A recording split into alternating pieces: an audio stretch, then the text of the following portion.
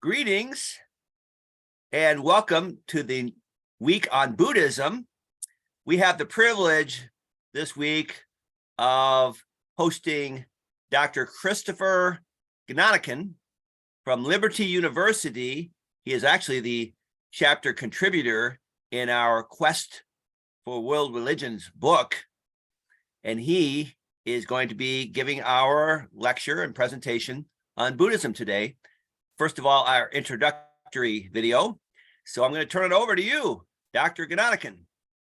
Thank you so much, Dr. John, and it's a joy to be connected in this way through the miracle of the media and talk about the religions of the world and focus today on chapter 5 in our textbook, The Quest for Religions.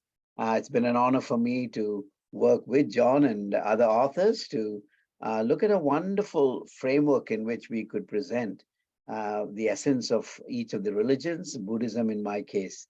Just briefly to say that I'm originally from India, where Buddha was born, because now Lumbini is in Nepal, but you know, Nepal was part of India before the British kind of separated that. So the course on Hinduism and Buddhism is very much the matrix in which I grew. It's part of my psyche. I think, we have the word credit karma now in all the business world, but that was part of my thinking before I became a follower of Christ. But now this is an objective presentation of the religion. And what I'm going to do, John, is upload a few PowerPoints, which will serve as an outline for that, if that's okay.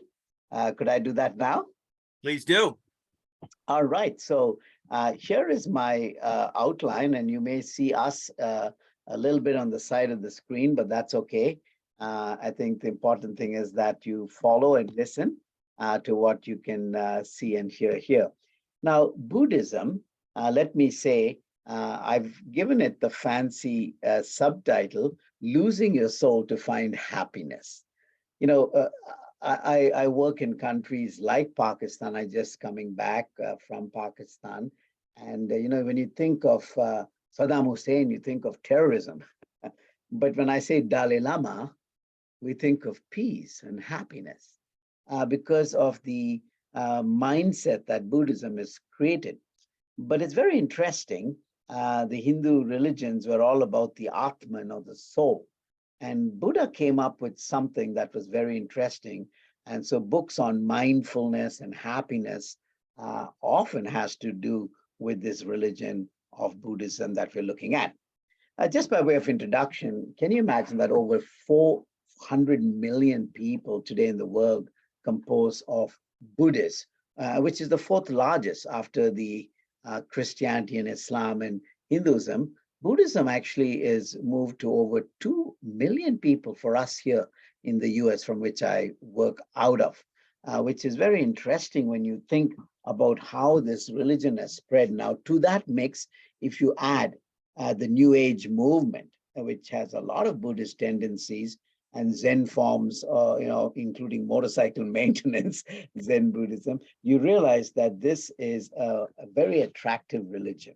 I want to just start with a quote from Asma, and all these things are in our textbook, but I found this quote attractive. It says that Buddhism is older than Christianity and Islam, when you think of it, and it is deeper philosophically than the Ganges River, which he's referring to Hinduism, and the Mekong East Asian faiths. So he's comparing it to natural things because it brings out a philosophy essentially which shapes people, but it strives towards releasing or freeing human beings from the experience or life of suffering. Now, the problem of pain has always been in the heart of philosophy of religions, isn't it? And so Buddha actually was the first doctor who kind of figured out, okay, there's a way that we can get out of it. Now, I just must mention that Buddha comes to us, or Buddhism stemmed out of what we call the axial age, coming from a German term, but this turned inward. Religion looks upward, in the Abrahamic faiths, and sometimes looks even outward in terms of nature in the Chinese religion. But Buddhism was at a time when people began to look inward to kind of rediscover truth within themselves to make the world a better place, yeah, through a philosophy of life that leads to social ethics that embeds in that, principles that are eternal that helps in human flourishing. So this over 2,500-year-old Eastern spirituality, think of this, it's the only religion, and I should even add, the first truly global missionary religion. I know the Abrahamic faiths were supposed to do it, but this truly global mission mandate religion, think of this, has no God, no soul, and no need of a savior. So, what is the problem we're going to look at, and what is the solution? That really raises a lot of issues. So, before I begin, by way of introduction, let me just briefly mention, because you realize just as much as Jesus wasn't a Christian, he was a Jew, Buddha wasn't a Buddhist, he was a Hindu. So, it's very important to understand the backdrop of the Hindu world from which Buddha came. When you think of Hinduism, two things come to my mind growing up in India. Well, first of all, the caste system. The caste system, which was so much, you're born into a caste, so you really don't have any choice, in terms of the caste system. But within the caste system, you had the privileged Brahmins, and they had access to the Vedas. This is where the knowledge of God comes, the Jnana, understanding of God. And so within this rigid caste system, with the oppressive control of the religious hierarchy, Siddhartha Gautama, now there's the name you need to remember, Gautama. Let's call him Gautama for now before we find out how he was awakened or enlightened. John needs coffee to get enlightened this morning or awakened, but we'll find out what awakened Siddhartha Gautama. Well, let me mention. People will really shoot me if I say that Buddhism or Hinduism can be summarized by 5 concepts. But let me go ahead just to say that there is this, what I call wheel of misfortune, the samsara, literally meaning this aimless wandering, the cyclic fashion. And, we have movies like Lion King, the Simha lives on stuff, the cycle of life, that talks about the transmigration of the soul. And that's because it's linked to karma. Karma is like the dirt you pick up when you walk in the muck. And this actions have certain consequences. It weighs you down. Now, this karma is gained, and you have to do your dharma. That's your duty. It's a religious duty. Sometimes it's associated with laws. Now, what is all this about? It's about release. Now, here's the 4th word, samsara, karma, dharma, moksha.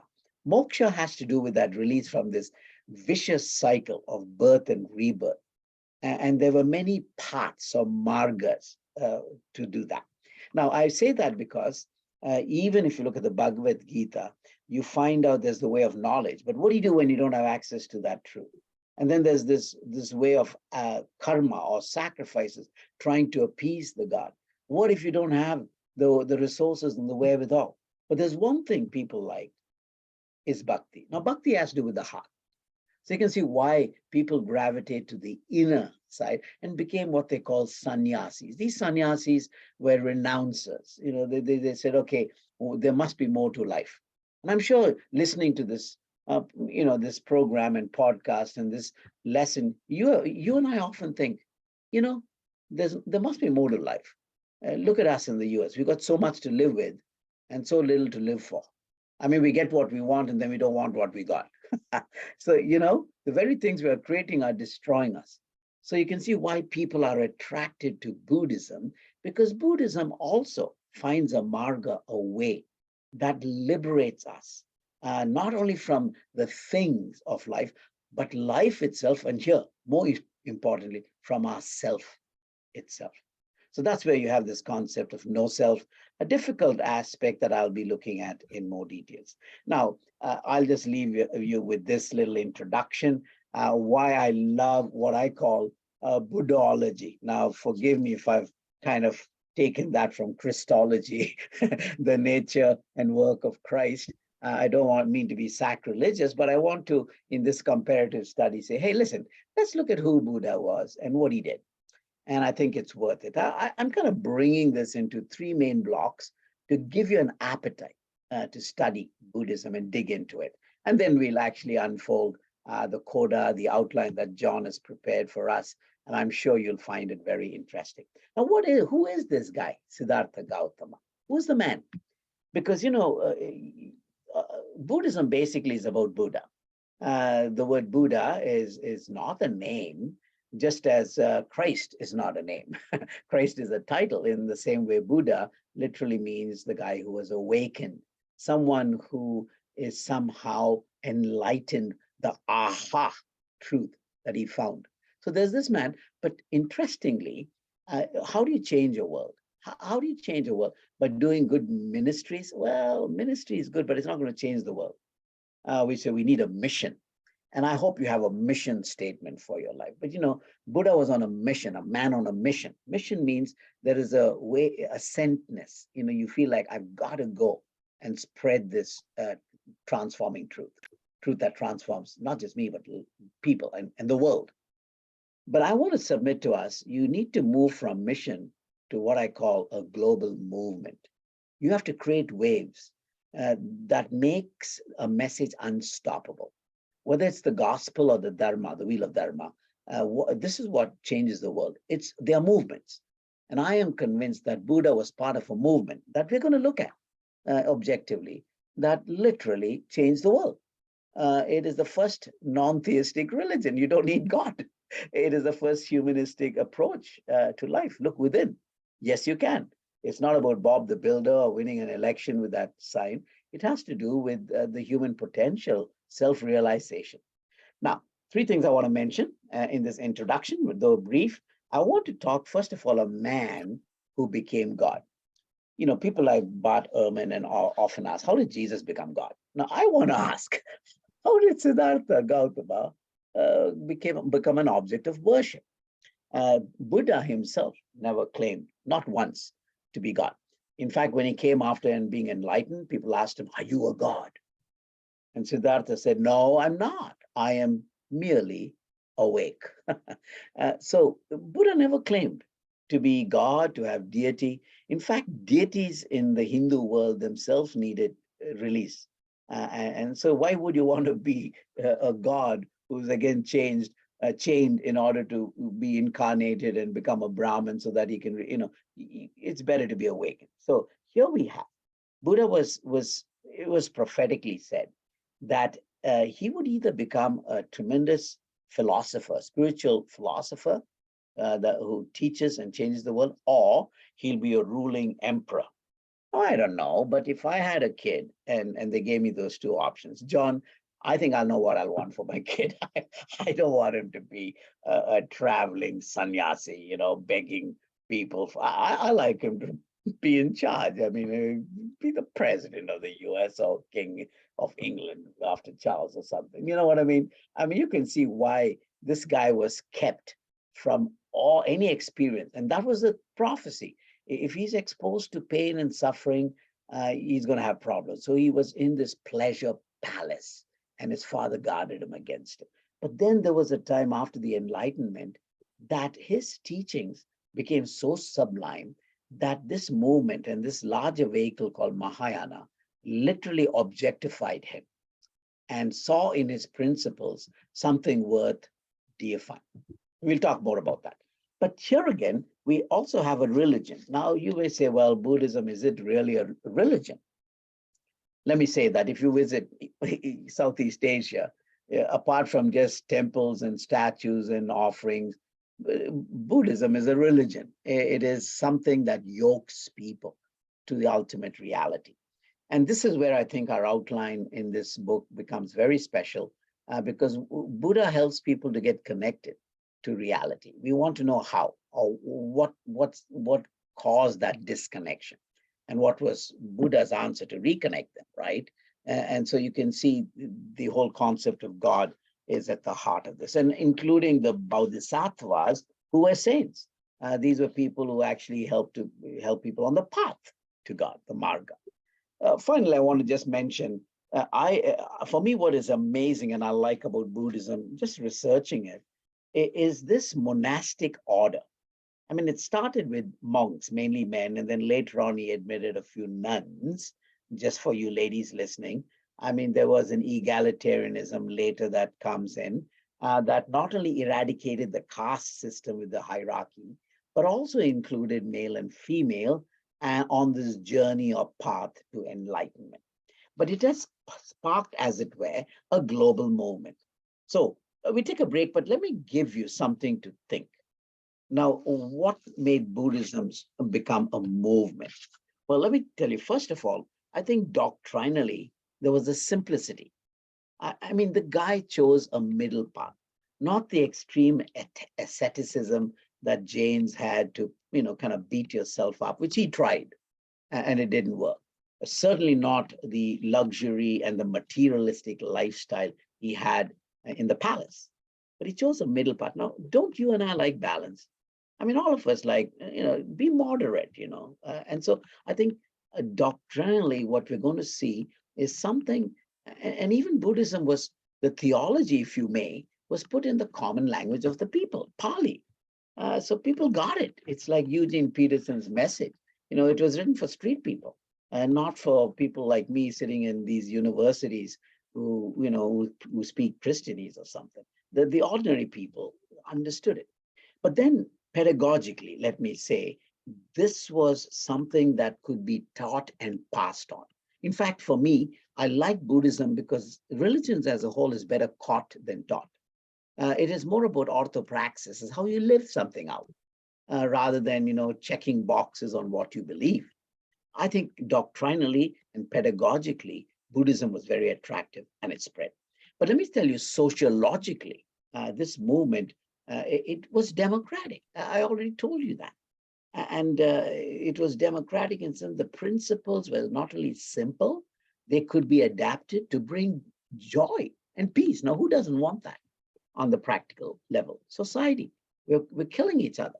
We're like, bring peace, we make everybody equal. So Buddhism offers that. But let me just leave you with this. There was a political backing.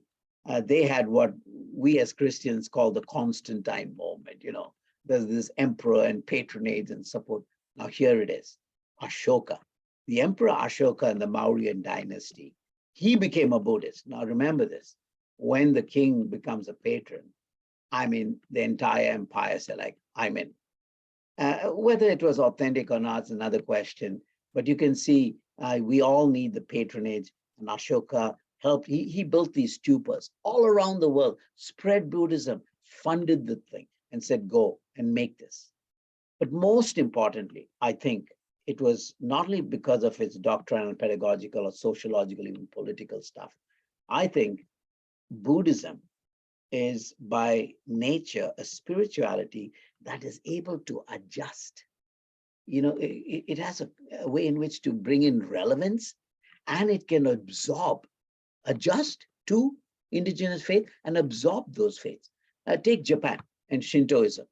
I mean, people have been struggling, even as Christians, to get into Japan.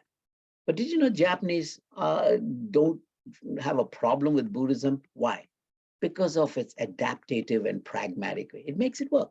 In fact, you don't have, Shinto funerals. You end up with Buddhist funerals. Why? Because they have a philosophy not of life, but afterlife too. So this is very attractive. And we can see with this common bonding, this potential message became an unstoppable movement. I'm sure you want to know how we can connect and reconnect with this. Thank you, John. I hope this introduction has been a great appetizer. Excellent. I really enjoyed that, Dr. Chris. And especially, I enjoyed seeing the parallels that you created between Buddhism and Christianity, historically, and even in some ways spiritually, so that as Christians, that will bode very well as we begin to talk about common ground and before we talk about distinctions. So obviously, as Christians, we value our relationship with Christ over and above all other things. But it's really excellent to see the mindset of the Buddhist, how they are seeking peace as well, just like all of us. In every religion, we are seeking after peace. And what I've discovered in my studies of Buddhism, I'm not sure if you'll agree, I suspect you might, that Buddha asked good questions. He asked the questions about our suffering, and he made excellent observations regarding our suffering, that, as we're going to see, we suffer because we attach to things that are impermanent, and we suffer as a result of that. But at least in my mind, Buddha didn't have a sufficient answer to the questions that he asked. And that's where Christ can come along for us and answer those questions in a more satisfying way. So do you agree with that? That's basic statement, Dr. Chris? Yeah, indeed. I think Buddha's solution for suffering, I think, deals with the symptoms. But I think Christ and what we know, especially after Lent, this last week, John, it dealt with the source, namely that of sin, and ultimately the evil one. Buddha actually may have given a message of peace, but I don't think he healed anybody. In fact, a story is told, Buddha tells of a story recorded of a woman who comes to him because her little child is dead, and says to Siddhartha, he says, what do you do? Do something, and how do you relieve me of suffering? And the Buddha says, go to every house, and where there is no one grieving, collect 1 grain and bring it back. And she goes around and she realizes, you know what? Every home has loss and pain and suffering. And so eventually she realizes it's something that she needs to reckon with, and she becomes a nun and joins the Sangha. I read the story of the widow of Nain and Jesus, and he saw this lady, a woman, a widow again, whose son was dead, and she probably was behind a prior where her husband was dead, and now her son is dead. You know what Jesus did? Jesus didn't give a message and ask her to go around and pick a grain of rice. He actually raised that boy and gave her back to the widow of Nain. So I think there's a big difference between telling people the way of suffering and providing them the ultimate way in which sin is dealt with, so that there will be, for us Christians, the hope that one day there will be no more sin. And because there's no more sin, there will be no more sorrow and no more suffering. So that I think is sure. enough. And that provides a great hope for all of us, in that the resurrections that we do see in the gospel accounts provides hope for all of us, that we will all be resurrected, those who are believers in Christ. So thanks for that wonderful introduction. And let's conclude this, and we'll start up again on the content video talking about the essential worldview of Buddhism. So I'm going to end this, and I'll see you in a couple minutes. All right, John. Thank you.